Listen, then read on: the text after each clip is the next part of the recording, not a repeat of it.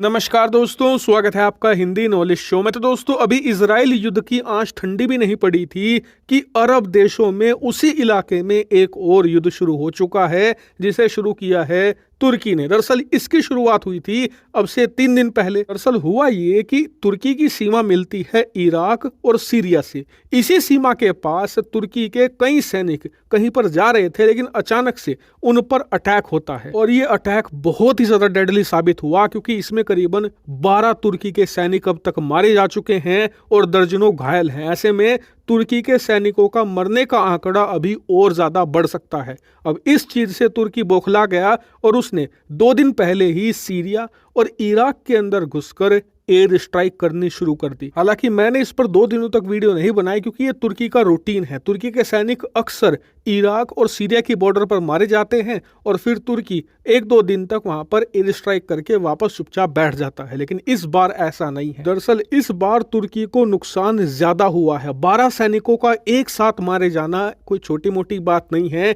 इसलिए तुर्की बौखलाकर सीरिया और इराक के डीप इलाकों में जाकर भयानक बमबारी कर रहा है अपने लड़ाकू विमानों से। और ग्राउंड ऑपरेशन की भी खबरें आ रही हैं कि तुर्की अपनी थल सेना घुसा सकता है इन दोनों देशों में और ग्राउंड ऑपरेशन शुरू कर सकता है, क्योंकि तुर्की की जनता में गुस्सा बहुत ज्यादा है। इसलिए तुर्की के राष्ट्रपति ये एक्शन भी लेने के बारे में सोच रहे हैं। और इसी को देखते हुए इराक और सीरिया ने ऐलान किया है कि हमने तुर्की के साथ एक युद्ध विराम समझौता किया था अब से कुछ साल पहले, और तुर्की का ये हमला युद्ध विराम समझौते का सीधा सीधा उल्लंघन है। अगर तुर्की तत्काल पीछे नहीं हटता है तो हम भी जवाबी कार्रवाई करेंगे। लेकिन आपका सवाल होगा कि हमला किया किसने और इसके पीछे असल में हाथ है किसका? तो देखिए, इस डेडली अटैक की जिम्मेदारी ली है पीकेके ने। अगर आप नहीं जानते उस क्षेत्र की राजनीति, तो आपको बता दूं कि पीकेके एक मिलिटेंट ग्रुप है कुर्द लड़ाकों का। अगर आप कुर्द लोगों को नहीं जानते तो स्क्रीन पर देखिए मैप।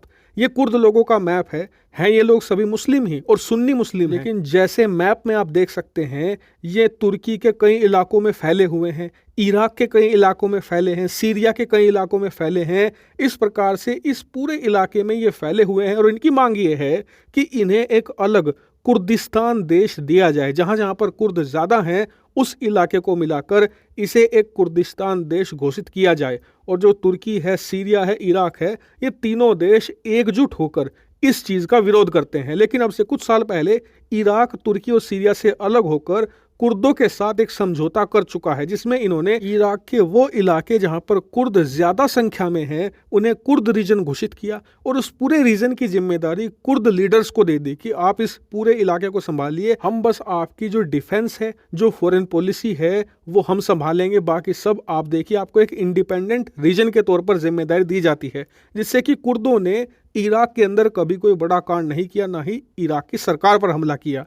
लेकिन ये लगातार तुर्की को निशाना बना रहे हैं, खासकर क्योंकि तुर्की इनके खिलाफ हमेशा वॉयलेंट एक्शन लेता है, इन पर एयर स्ट्राइक करता है। इसके अलावा तुर्की के जो पूर्वी इलाके में कुर्द लोग रहते हैं ना, उनके साथ भी रेसिज्म होता है, उनके साथ डिस्क्रिमिनेशन होता है, उन्हें पूरे हक नहीं दिए जाते। ये जमीनी सच्चाई है। आप चाहे तो डॉक्यूमेंट्री देख सकते हैं, जिसमें बहुत सारे जो जर्नलिस्ट हैं, जो इंडिपेंडेंट जर्नलिस्ट हैं, उन्होंने अलग अलग डॉक्यूमेंट्री इस पर बनाई हुई है। तो खैर, हुआ ये है कि लगातार तुर्की को निशाना ये बनाते हैं और इसी निशाना बनाने के चक्कर में इन्होंने पिछले 3 दिन पहले तुर्की के 12 सैनिक मार गिराए और इसी का बदला लेने के लिए अब तुर्की की सरकार इन पर हमला कर रही है। लेकिन ये बात साफ है कि अगर तुर्की जल्द ही पीछे नहीं हटा तो सीरिया, इराक चुपचाप नहीं बैठेंगे, वो कुर्दों के साथ हाथ मिलाएंगे और इनके खिलाफ एक्शन ले सकते हैं। इसकी पूरी संभावना है। और हाँ, कई लोग कहेंगे कि तुर्की तो नाटो का सदस्य देश है, इराक और सीरिया इन पर हमला कर ही नहीं सकते, वरना पूरा नाटो आ जाएगा इन्हें बचाने। तो देखिए, यहाँ पर वो आर्टिकल 5 लागू नहीं होता, क्योंकि उसमें कहा गया है कि नाटो आपकी सुरक्षा तब करेगा जब आप पर हमला हुआ हो, ना कि तब जब आप हमला कर रहे हो। इसीलिए आने वाले कुछ दिन बहुत महत्वपूर्ण होने वाले हैं। ये मेक और ब्रेक का टाइम है तुर्की और इस पूरे रीजन के लिए, और मैं आपको लगातार इस पर सारी अपडेट देता रहूंगा।